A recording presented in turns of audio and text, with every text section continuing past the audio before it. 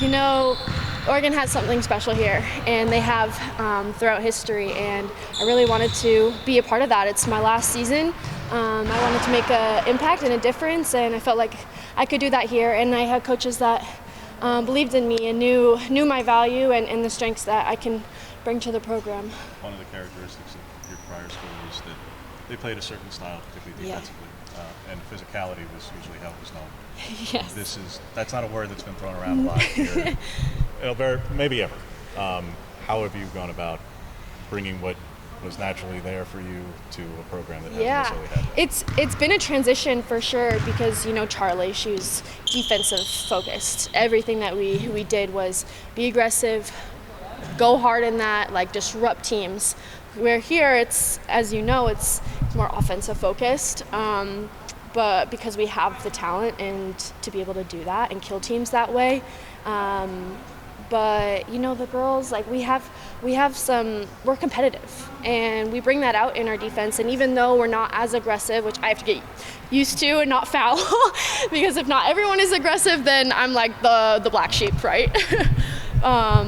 But you know, just bringing my teammates up to get to a level of, you know, we can be amazing offensively, but we can also disrupt teams and make them not want to play us. What was the biggest thing you took away from playing for Team Canada over the summer? Yeah, that was such an amazing experience. You know, I'm in Australia with the best players in the entire world, and you know, I didn't think that I would be at that point in this time of my career, but that's God's plan, and I'm so thankful for that. And I learned a ton from the older players,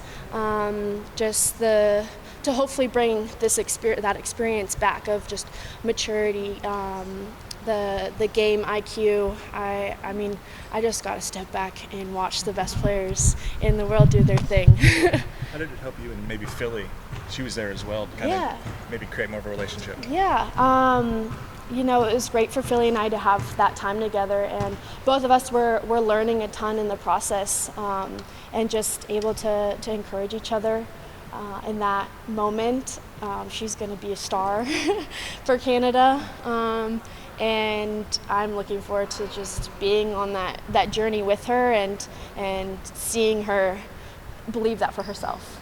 Her potential seems really obviously high. She's a very large person with a really advanced, pretty good skill set. Yeah, not everyone's 6'8", 6'9", with a wingspan of... How much of an asset can she be for this team, though? Oh, it's huge. You know, teams aren't going to know how to guard us in our pick and roll action, and we have her as that main threat defensively, like down in the rim, protecting our rim. That's huge. And rebounding, oh my, she's phenomenal rebounder, along with Taylor Hosendove and Grace coming in as a freshman. Those girls go after the ball, and so we're gonna be hard to guard in that. How do you approach learning a new backcourt, you know, particularly when it's a duo where it's not just all new players or this freshman, when you have two established guards and Tahina's run the system for a couple of years and they obviously had a lot of success here and before that at SC, just how do you go about learning new teammates? Yeah, I've had to adjust a lot this summer playing for all these different teams, and you know, missing time with the team has been difficult in that sense of I guess like relationship building, but we're building that, and you know, there's a special connection that you can have with someone on the court, and I have that with some of the girls. I mean, I don't know if you guys watched it today, but India and I were really clicking on that, and we see each other, which is super exciting.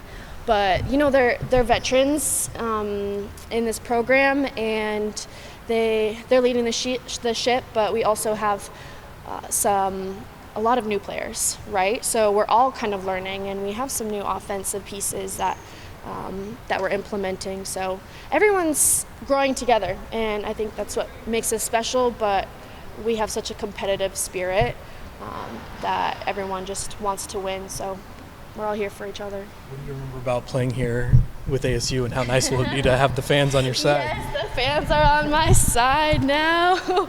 Yeah, Duck Nation is no joke, and I'm thrilled to be on this side of the court now, and having them have our back. Like, I can't wait. I can't wait for a season to start and fans to be able to do what they do best. How high was that up your priority list to go somewhere where there is a fan base and there's a really big support group behind the women's basketball program? You know, that was, I think, a bonus in this, and it's really beautiful how much they support women's basketball. It's special because you don't see that across the board. I mean, some schools do more than others, but here it is really special. So to have that be a part of my commitment is pretty awesome, and I'm thankful for them for that. Has there been a most difficult part of making the transition from Tempe to Eugene so far?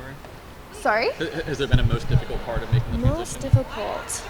Or something that's just been different to get used to? Well, the rain has come. The rain has come, so I'm used to sunshine every day, riding my bike everywhere to practice and class and soaking in the vitamin D, but you know, I make it rain on the court, so the transition. So the transition will be okay.